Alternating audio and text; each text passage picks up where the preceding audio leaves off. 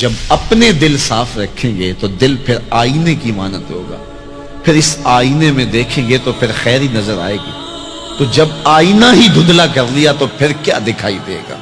اس لیے اپنے دل کو ستھرا کریں، اپنے دل کو پاک کریں، پھر اپنے دل کے آئینے میں تمہیں ہر کوئی اچھا ہی دکھائی دے گا نا۔ کس کو پتھر مارے ناصر کون پر آیا ہے، دل کے شیش محل میں ایک ایک چہرہ اپنا لگتا ہے۔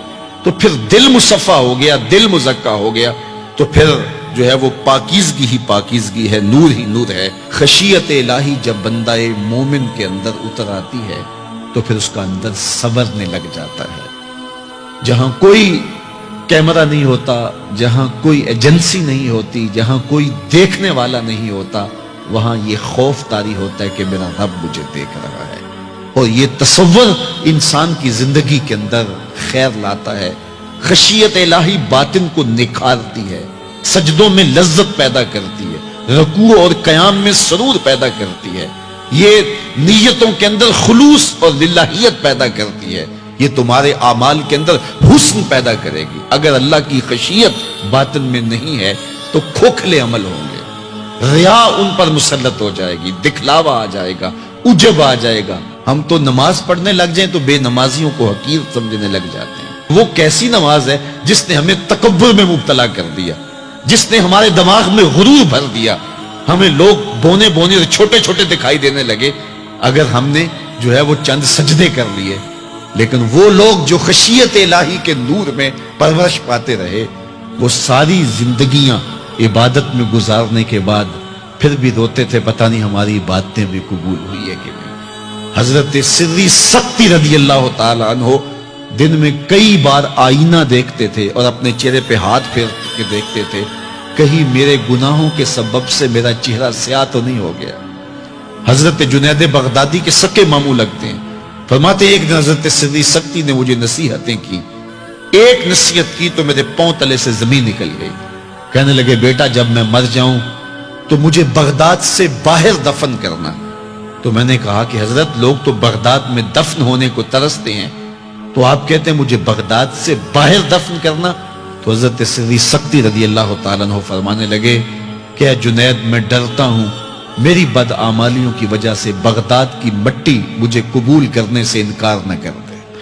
یہ وہ لوگ تھے تتجافا جنوبہم عن المضاجع، جن کی کروٹیں خوف و طمع میں بستروں سے الگ رہتی تھی اور اللہ کو پکارا کرتے تھے، راتوں کی تنہائیوں میں اٹھ کے راتوں کو آباد رکھا کرتے تھے۔ حضرت شیخ سعدی نے لکھا ہے کہ مطاف میں ایک شخص کنکروں پہ پیشانی رکھ کے رو رہا ہے اور کیا کہتا ہے، اللہ مجھے معاف کر دے نہیں تو قیامت کے دن نابینا اٹھانا، تیرا کیا تیرے بندوں کا سامنا نہیں کر پاؤں گا۔ اتنے درد سے روتا ہے کہ سینے میں دل ڈولتے ہیں۔ ایک شخص تو اپنا طواف چھوڑ کے اس کے پاس کھڑا ہو گیا، اس کی پشت پہ ہاتھ پھیرنے لگا، حوصلہ رکھ اللہ بڑا کریم ہے، حوصلہ رکھ اللہ بڑا رحیم ہے، اور اس کو تسلی دینے لگا۔ اور وہ اتنے درد سے روتا ہے، اس کی چیخیں سنی نہیں جاتی، مطاف کے کنکروں پہ اس کے آنسو گرتے ہیں، اور کہتا ہے اے اللہ مجھے معاف کر دے نہیں تو نابینا اٹھانا، تیرا سامنا تو بڑی دور کی بات، تیرے بندوں کا سامنا نہیں کر پاؤں گا۔ تو اس شخص نے طواف چھوڑ دیا، اس کو تسلی دینے لگا۔ تھوڑی دیر کے بعد وہ شخص جانے لگا، چہرے پہ اس نے پردہ اڑا ہوا تھا۔ تو اس شخص کو تجسس تھا کہ میں دیکھوں یہ کون ہے جو اتنے درد سے روتا ہے اور اس کو سمجھاؤں کہ اللہ بڑا کریم ہے۔ تو وہ اس کے پیچھے چل پڑا۔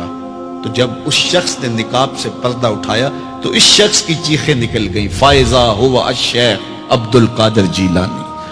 تو یہ زاروں کے تار رونے والا شیخ عبد القادر جیلانی تھا۔ آج پیر کہتا ہے کہ میں تمہیں بخشوا دوں گا، ضمانت فراہم کر رہا ہے۔ یہ حضرت غوث اعظم رضی اللہ تعالیٰ عنہ یہ خشیت، یہ عاجزی، یہ نیاز مندی اللہ کے حضور پیش کر رہے ہیں۔ جب تک خشیت کا یہ عالم بندے کو اوپر طاری نہیں ہوتا اتنی دیر تک اس کے عمل اس کے اندر عجز پیدا نہیں کریں گے، عجب پیدا کریں گے، ریاکاری پیدا کریں گے، تصنع پیدا کریں گے، وہ لوگوں کو حقیر سمجھنے لگ جائے گا۔ اور اس کائنات میں اس سے بڑا کیا جرم ہو کہ کوئی کسی کو حقیر سمجھے؟